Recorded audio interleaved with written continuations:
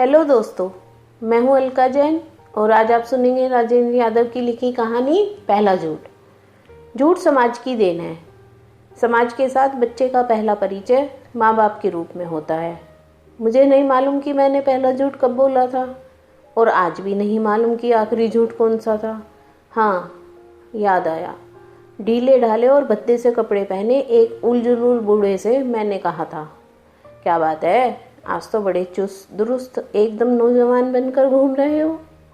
और वे इतने खुश हुए कि खिल गए और तब सचमुच उनकी उम्र 10 साल कम हो गई। अब चाहे तो कह लीजिए कि यह झूठ नहीं था, मैं तो सिर्फ सच को बचा रहा था।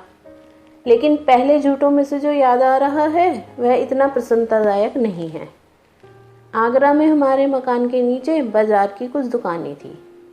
उन्हीं में एक महाराज नाम के एक बूढ़े सज्जन तम्बाकू बेचते थे। उनकी आधी दुकान वैद की थी, आधी तम्बाकू की। वह कभी उल्टी गांधी टोपी जैसी खरल में कुछ कूटते पीसते, उसमें अर्क और सत मिलाते जाते और कभी दूसरी तरफ हवा में धांस फैलाते हुए तम्बाकू में शीरा और न जाने क्या क्या मसल कर छोटे बड़े पिरामिड बनाकर रखते रहते। उन्हें वे पिंडी कहते। छोटी पिंडी 1 आने की, बड़ी 8 आने रुपये की। उनकी एक लड़की थी, गेहुआ रंग, चेचक के हल्के दाग। वह भी मेरे ही बराबर थी, 8 साल की। उसे सब लोग महाराज की शांति कहते थे। उसका शांति नाम कोई नहीं लेता था। महाराज जब बैठक करते तो वह तम्बाकू संभालती। जहाँ तक याद है उनके परिवार में शायद और कोई नहीं था। लड़की सारे दिन हम लोगों के साथ हुड़दंग मचाती। बीच बीच में महाराज आकर उसे 2-4 झापड़ लगाते और घसीट कर फिर दुकान पर बिठा देते। शायद वह हमारे साथ ही पढ़ती भी थी। दोनों दुकानों के बाद भी महाराज की हालत ज़्यादा अच्छी नहीं थी। हमें 1 आना रोजाना मिलता था और शांति को 1 पैसा। एक बार जब हम दोनों दुकान को संभाल कर बैठे थे तो जिस टाट पर बैठे थे उसके नीचे इकन्नी का आधा हिस्सा झांक रहा था। शांति ने शायद देखा नहीं था। वह तम्बाकू की पिंडियां गिन रही थी। मैंने चुपके से उस पर हथेली रख दी। अब तरकीब सोचने लगा कि उसे कैसे उठाऊं जो शांति ना देख ले। दिल धड़क रहा था। पहले बड़ी सफाई से उसे मुट्ठी में रखा और फिर बहुत नामालूम ढंग से सामने की जेब में सरका लिया। अब चिंता हुई कि यहाँ से खिसका कैसे जाए। पहली बड़ी चोरी थी, इसलिए डर बहुत लग रहा था। कहीं बाहर से देखने पर इकन्नी दिखाई तो नहीं देती। दोपहर के बाद का समय था। सुबह की बात होती तो कह देता रोज वाली है, लेकिन सुबह की इकन्नी अब तक बची रहे यह संभव था। विश्वास था कि महाराज के आने से पहले 2-4 पिंडियां तो बिकी जाएंगी और इन इकन्नियों में पता भी नहीं चलेगा। किसी बहाने उठने की हिम्मत नहीं हो रही थी। अपनी समझ में मैंने चालाकी से भूमिका बनाई। शांति, कलाकंद खाएगी? पैसे कहाँ हैं? हम जब आ रहे थे तो बाजार में एक इकन्नी पड़ी मिली थी। दिखा? मैंने दिखा दी। उसकी आंखों में चमक आ गई। तू ले आ, बाबा आ गए तो मारेंगे, मैं नहीं जाऊंगी।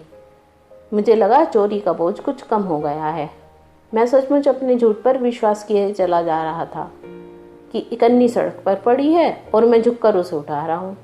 अभी लेकर आता हूँ। मैं उठकर हलवाई की दुकान पर गया। लालच आ गया और सारा कलाकंद मैंने अकेले ही चट कर डाला। बहुत थोड़ा सा बचा कर लाया।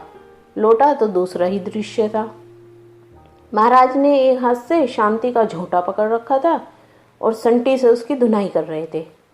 बता, इकन्नी कहाँ गई? वह रोगी की आ रही थी। मुझे नहीं मालूम, विद्या कसम मुझे नहीं मालूम। मुझे लगा यहाँ से जल्दी खिसक लेना चाहिए। पिटती हुई शांति सिर्फ यही कही जा रही थी कि मुझे नहीं मालूम। तभी महाराज ने मुझे देख लिया। भैया जी, तुम बता दो सच सच, तुमने तो नहीं ली? मैंने स्वाभाविक ढंग से कहने की कोशिश की। मैं तो तभी चला गया था। हर पल डर लग रहा था कि कहीं शांति इकन्नी वाली बात ना बता दे। शांति ने तो नहीं बताई, मगर बाजार में किसी ने बता दिया कि अभी हलवाई की दुकान पर कलाकंद खा रहा था।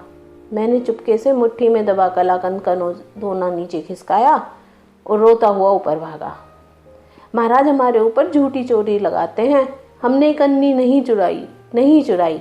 खिसियाने से महाराज पलटकर फिर दुकान पर जा चढ़े और फिर संटियों से शांति की खबर लेने लगे।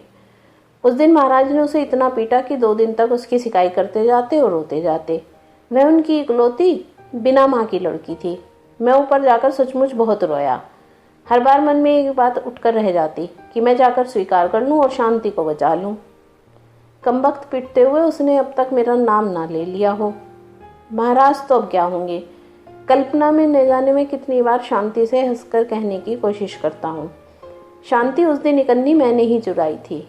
वह गंभीर होकर जवाब देने लगती है, मैं जानती हूँ। फिर तूने क्यों नहीं बताया? तब तक वह गायब हो चुकी होती है। मैं भी तो उम्मीद करता हूँ कि शायद जवाब मिलेगा। हाँ, उसकी पीठ पर पड़ने वाली हर संटी को मैं आज भी अपने शरीर पर महसूस करता हूँ। तो ये थी आज की कहानी। आशा है आपको कहानी पसंद आई होगी। अगर आपको कहानी पसंद आई हो तो मेरा पॉडकास्ट सुनते रहिए। धन्यवाद।